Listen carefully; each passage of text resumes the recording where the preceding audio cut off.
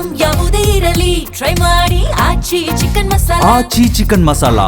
ರಾಜ್ಯ ಕಾಂಗ್ರೆಸ್ ಪಾಳ್ಯದಲ್ಲಿ ದಿನ ಬೆಳಗಾದ್ರೆ ಒಂದೊಂದು ರೀತಿಯ ಗೊಂದಲಗಳು ಸೃಷ್ಟಿ ಆಗ್ತಾನೆ ಇರುತ್ತೆ. ಮೊನ್ನೆ ತಾನೇ ಮೊದಲ ಬಾರಿ ಯಾರೆಲ್ಲ ಶಾಸಕರಾಗಿದ್ರು ಸರಿಸುಮಾರು 30ಕ್ಕೂ ಹೆಚ್ಚು ಜನ ಶಾಸಕರು ಒಂದು ಪತ್ರದ ಮೂಲಕ ಸಹಿ ಸಂಗ್ರಹ ಮಾಡಿಕೊಂಡು ನಮ್ಮನ್ನ ಕೂಡ ಸಚಿವ ಸ್ಥಾನಕ್ಕೆ ಕನ್ಸಿಡರ್ ಮಾಡಬೇಕು ಅನ್ನುವಂತಹ ಒತ್ತಡವನ್ನ ಹಾಕಿದ್ರು. ಬಟ್ ಆ ರೀತಿ ಸಚಿವ ಸ್ಥಾನದ ಆಕಾಂಕ್ಷಿಗಳಿಗೆ ಬಿಗ್ ಶಾಕ್ ಎದುರಾಗ್ತಾ ಇದೆ. ಮಂತ್ರಿ ಪಟ್ಟದ ನಿರೀಕ್ಷೆಯಲ್ಲಿದ್ದ 38 ಜನರಿಗೂ ಕೂಡ ನಿರಾಸೆಯಂತೆ. ಕಾರ್ಕಳದಲ್ಲಿ ಸಿಎಂ ಸಿದ್ದರಾಮಯ್ಯ ಸ್ಪಷ್ಟವಾಗಿ ಮಾತನಾಡಿದ್ದಾರೆ. ಈ ವಿಚಾರಕ್ಕೆ ಸಂಬಂಧಪಟ್ಟಂತೆ ಫ್ರೆಶರ್ಸ್ ಸಚಿವರಾಗಬೇಕು ಅಂತ ಆಸೆ ವ್ಯಕ್ತಪಡಿಸಿದ್ರು. ಈ ಬಗ್ಗೆ ಹೈಕಮಾಂಡ್ ನಿರ್ಣಯವಿದೆ, ನಾವು ಕೂಡ ಅದನ್ನ ಪಾಲಿಸ್ತೀವಿ ಅಂತ ಸಿಎಂ ಮಾತನಾಡಿದ್ದಾರೆ.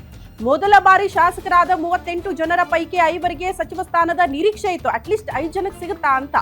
ಆದ್ರೆ ಯಾರಿಗೂ ಸಚಿವ ಸ್ಥಾನ ಸಿಗಲ್ಲ ಅಂತ ಬಹಳ ಸ್ಪಷ್ಟವಾಗಿ ಸಿಎಂ ಸಿದ್ದರಾಮಯ್ಯ ಹೇಳ್ಬಿಟ್ಟಿದ್ದಾರೆ. ಕಾರಣ ಇಷ್ಟೇ, ಕಾಂಗ್ರೆಸ್ನಲ್ಲಿ 4 ರಿಂದ 5 ಬಾರಿ ಶಾಸಕರಾಗಿದ್ರು ಕೂಡ ಕೆಲವರಿಗೆ ಸಚಿವ ಸ್ಥಾನ ಸಿಕ್ಕಿಲ್ಲ ಈ ಕ್ಷಣಕ್ಕೂ. ಅಂಥವ್ರನ್ನೆಲ್ಲ ಬಿಟ್ಟು ಮೊದಲ ಬಾರಿ ಆಯ್ಕೆಯಾಗಿ ಸಚಿವ ಸ್ಥಾನ ಆಸೆ ಪಡ್ತಿದ್ದೀರಿ ಅಂದ್ರೆ ಖಂಡಿತ ಸಾಧ್ಯ ಇಲ್ಲ. ಈ ಬಾರಿ ಹೊಸಬರಿಗೆ ಅವಕಾಶ ಇಲ್ಲ ಅನ್ನೋ ರೀತಿಯಲ್ಲಿ ಸಿಎಂ ಸಿದ್ದರಾಮಯ್ಯ ಕಾರ್ಕಳದಲ್ಲಿ ಸ್ಪಷ್ಟಪಡಿಸಿದ್ದಾರೆ. ಅಲ್ಲಿಗೆ ನೂತನ ಶಾಸಕರಿಗೆ ಸಚಿವ ಸ್ಥಾನದ ಆಕಾಂಕ್ಷಿಗಳಾಗಿದ್ರಲ್ಲ ಅವರೆಲ್ಲರಿಗೂ ಕೂಡ ಬಿಗ್ ಶಾಕ್ ಕೊಟ್ಟಿದ್ದಾರೆ ಸಿಎಂ. ಬಟ್ ನಾವು ಇವರು ಶಾಸಕರೆಲ್ಲ ಮಂತ್ರಿಗಳಾಗಬೇಕು ಅಂತ ಕೆಲವರು ಅಭಿಲಾಷೆ ವ್ಯಕ್ತಪಡಿಸ್ತಾ ಇದ್ದಾರೆ. ಈಗ ಮಂತ್ರಿಗಳಾಗಬೇಕು ಅನ್ನೋದ್ರೆ ತಪ್ಪೇನಿಲ್ಲ. ಬಟ್ ನಾವು ಒಂದು ನಿರ್ಣಯ ತಗೊಂಡಿದ್ದೀವಿ. ಮೊದಲನೇ ಸಾರಿ ಶಾಸಕರಾದವರಿಗೆ ಮಂತ್ರಿ ಸ್ಥಾನ ಕೊಡಬಾರ್ದು ಅಂತಕ್ಕಂಥ ನಿಲುವನ್ನು ತಗೊಂಡಿದ್ದೀವಿ. ಬಟ್ ಅವರು ಈ ಬಗ್ಗೆ ಮತ್ತಷ್ಟು ಡೀಟೇಲ್ಸ್ ಅನ್ನ ಕೊಡ್ತಾ ಹೋಗ್ತಾರೆ political bureau head Maruti Pavagada ದೂರವಾಣಿ ಸಂಪರ್ಕದಲ್ಲಿ. ಮಾರುತಿ, ಮೊದಲ ಬಾರಿ ಶಾಸಕರಾದವರು ಕೂಡ ಸಚಿವರಾಗಬಹುದಾ ಅಂತ ಆಸೆ ಇಟ್ಕೊಂಡಿದ್ರು. ಬಟ್ ಕಂಪ್ಲೀಟ್ ಆಗಿ ನಿರಾಸೆ. ಕಾರಣ ಸಿಎಂ ಸಿದ್ದರಾಮಯ್ಯ ಒಂದೇ ಮಾತಲ್ಲಿ ಹೇಳಿ ಮುಗಿಸ್ಬಿಟ್ಟಿದ್ದಾರೆ, ಮೊದಲ ಬಾರಿ ಆಯ್ಕೆ ಆದವ್ರಿಗೆ ಅವಕಾಶ ಇಲ್ಲ, ನಾವು ಒಂದು ನಿರ್ಣಯ ತೆಗೆದುಕೊಂಡಿದ್ದೀವಿ ಅಂತ.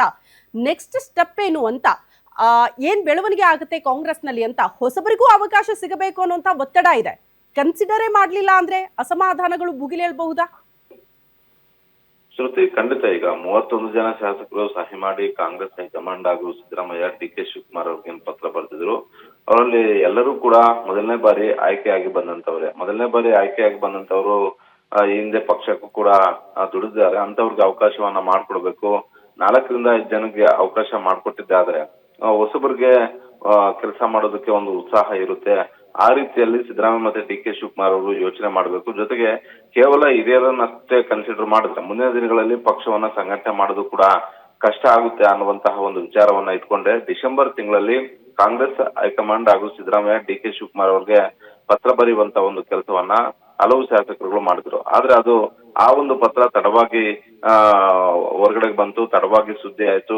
ಅದಾದ ಬಳಿಕ ಈಗ ಸಿದ್ದರಾಮಯ್ಯ ಅವರು ಈ ರೀತಿಯಾದಂತ ಒಂದು ಹೇಳಿಕೆಯನ್ನ ಕೊಡೋದರ ಮುಖೇನ ಯಾರೆಲ್ಲ ಪತ್ರಕ್ಕೆ ಸಹಿ ಮಾಡಿದ್ರು ಅವ್ರಿಗೆಲ್ಲ ಒಂದು ರೀತಿ ಶಾಕ್ ಕೊಟ್ಟಿದ್ದಾರೆ ಅಂತಾನೆ ಹೇಳ್ಬೋದು. ಯಾಕಂತ ಹೇಳಿದ್ರೆ ಸಿದ್ದರಾಮಯ್ಯ ಅವರು ಕಾಂಗ್ರೆಸ್ ಹೈಕಮಾಂಡ್ ಒಂದು ನಿರ್ಣಯವನ್ನ ಮಾಡಿದೆ, ಮೊದಲ ಬಾರಿ ಯಾರೆಲ್ಲ ಆಯ್ಕೆ ಆಗಿದಾರೋ ಅಂತವ್ರಿಗೆ ಯಾವುದೇ ಕಾರಣಕ್ಕೂ ಕೂಡ ಸಚಿವ ಸಂಪುಟದಲ್ಲಿ ಅವಕಾಶ ಕೊಡಬಾರದು ಅನ್ನುವಂತ ಒಂದು ನಿರ್ಣಯ ಇರೋದ್ರಿಂದ ನಾವು ಕೊಡೋದಕ್ಕೆ ಬರೋದಿಲ್ಲ ಅನ್ನುವಂಥದ್ದನ್ನ ಹೇಳಿರೋದ್ರಿಂದ ಸಹಜವಾಗಿ ಸಹಿ ಹಾಕಿದಂತವ್ರಿಗೆ ಎಲ್ಲರಿಗೂ ಕೂಡ ಈ ಒಂದು ಹೇಳಿಕೆ ಒಂದಷ್ಟು ಅಸಮಾಧಾನ ತರಿಸೋದು ನಿಜ. ಆದ್ರೆ ಹಿಂದೆ ಹಲವು ಬಾರಿ ಸಚಿವ ಸಂಪುಟ ವಿಸ್ತರಣೆ ಆಗಿರೋದನ್ನ ನೋಡಿದ್ರೆ ಅದರಲ್ಲೂ ಪ್ರಿಯಾಂಕ ಖರ್ಗೆ ಅವರು ಕೂಡ ಮೊದಲ ಬಾರಿ ಶಾಸಕರಾದ ತಕ್ಷಣವೇ ಸಚಿವರಾಗಿದ್ರು.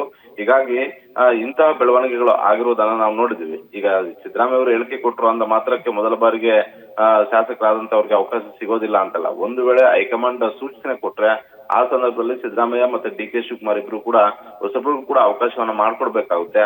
ಆದ್ರೆ ಸದ್ಯದ ಸಿದ್ದರಾಮಯ್ಯ ಅವರ ಯೋಚನೆ ನೋಡಿದ್ರೆ ಬಹುತೇಕ ಈ ಬಾರಿ ಹೊಸಬರಿಗೆ ಅವಕಾಶ ಕೊಡೋದು ಬಹಳಷ್ಟು ಡೌಟ್ ಅಂತ ಹೇಳ್ಬೋದು. ಶ್ರುತಿ, ಓಕೆ ಮಾರುತಿ, ಧನ್ಯವಾದಗಳು ತಮ್ಮೆಲ್ಲ ಮಾಹಿತಿಗೆ.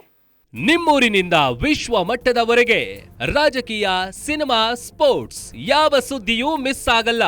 ಬರೀ ಸುದ್ದಿಯಷ್ಟೇ ಅಲ್ಲ, ಜೊತೆಯಲ್ಲೇ ಇರುತ್ತೆ ವಿಶ್ಲೇಷಣೆ. ಗ್ಯಾರಂಟಿ ನ್ಯೂಸ್ ನ ಸಬ್ಸ್ಕ್ರೈಬ್ ಮಾಡಿ, ಫಾಲೋ ಮಾಡಿ, ಕ್ಷಣ ಕ್ಷಣದ ಅಪ್ಡೇಟ್ಸ್ ಪಡೆಯಿರಿ.